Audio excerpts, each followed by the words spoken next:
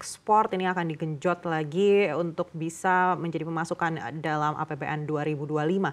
Lalu untuk sektor-sektornya, sektor apa yang mungkin akan menjadi andalan dalam bisa mencapai target tersebut? Di mana kita tahu juga kita selama ini mengandalkan komoditas dan harga komoditas secara global ini terus melandai. Dan di sisi lain juga untuk sektor manufaktur hingga saat ini masih terus tertekan. Iya, harus kita akui. Ke depan Bapak Presiden terpilih tentu tidak akan berhenti. Ketika bicara tentang tambang-tambang kita tidak harus katakanlah kemudian bicara nikel. Apakah nikel ini berhenti hanya pada tingkat hilirisasi saja, di industrinya kemudian mampet tidak maju? Maka inilah sesungguhnya yang perlu kita dorong. Jangan kemudian barang-barang setengah jadi kita dari smelter-smelter kita katakanlah kita kirim ekspor ke China, kemudian China balik ke kita lagi kirim dalam bentuk baterai. Dan kita sebagai konsumennya. Maka menurut hemat saya ke depan, suka tidak suka maka presiden terpilih jangan sampai terjadi deindustrialisasi dini. Ini harus sudah mulai kerannya dibuka, dibangun ekosistemnya. Kalau tidak kita akan ketinggalan. Karena itu satu-satunya dan sebenar sekali tidak bisa lagi mengandalkan komoditas-komoditas yang selama ini diandalkan. Karena apa? Nilai tambahnya memang kecil bagi negara. Ke depan tidak boleh lagi yang seperti itu. Harus kemudian industrinya dibangun. Tidak kalah pentingnya bagi kami saat ini adalah bagaimana kita meyakinkan pasar, sentimen pasar yang begitu tinggi terhadap kita kurangi dengan komunikasi publik yang baik, agar APBN kita ke depan tetap kredibel, prudent, sehat, dan berkelanjutan. Itu saja yang bisa Badan Anggaran DPR jaga betul sampai saat ini. Baik.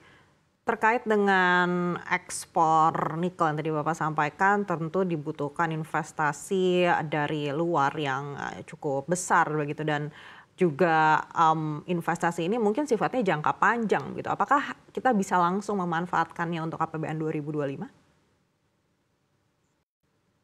APBN 2025 kita tidak pernah berbicara tentang industrialisasi itu sak-nyek-sak-dek tiba-tiba.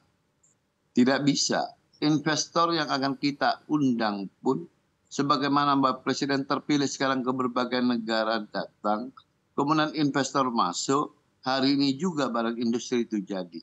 Memang perlu waktu, karena ekosistemnya harus dibangun, regulasinya, kepastian hukumnya, semuanya itu menjadi satu kesatuan ekosistem yang membuat investor tertarik. Tanpa itu akan berat investor masuk ke kita. Maka pungutannya terhadap APBN, pemasukan kan nanti di hilirnya, tidak di ujungnya. Itu karena apa? Kalau ada industri yang kemudian memunculkan tenaga kerja, menimbulkan tenaga kerja, menyiapkan lapangan tenaga kerja, bukankah itu menjadi harapan kita semua? Di balik saat yang sama bahwa dibutuhkan skillful dari tenaga kerja kita. Karena memang ini sudah eranya yang tidak mungkin kita ini kalau berdasarkan BPS hampir 50% tenaga kerja kita adalah lulusan SD SMP. Maka ini satu kesatuan yang harus digerakkan sedemikian rupa agar kita keluar menjadi manusia bangsa yang produktif. Karena produktivitas kita memang rendah. Itu harus diakui. Padahal 20% anggaran pendidikan dari APBN itu dahsyat sekali dari sejak 2013. Baik, lalu sejauh ini seperti apa evaluasi Banggar terhadap serapan APBN dan efektivitas penggunaannya? Kalau dari kami melihatnya kan bukan sekedar serapannya. Kami melihatnya spending better. Artinya kualitas belanjanya yang terus-menerus menjadi pengawasan oleh DPR RI. Sampai saat ini kami menilai di kementerian masih on the track. Karena apa? Karena kami tidak akan buru-buru menilai sesuatu. Kami masih beri kesempatan pemerintah dalam rentang 1 semester, dan nanti pada bulan Juli ada laporan semester tentang realisasi APBN 2024 di Badan Anggaran DPR. Baik, aspek-aspek apa yang masih perlu dibenahi atau diperbaiki? Yang paling pokok di satu hal kita ini lemahnya. Undang-undang Ciptaker sudah. Semua hal diberi kemudahan. Tapi dua hal yang belum pernah tuntas. Yaitu yang pertama regulasi, yang kedua adalah birokrasi. Dua hal ini menjadi momok, menjadi penyakit dimanapun. Padahal Presiden Jokowi sejak awal pada bab perizinan katakanlah untuk investor dan sebagainya, kalau bisa apa istilahnya SOS OS yang di Menteri Investasi, toh itu ternyata tidak jalan. Sampai sekarang tidak jalan.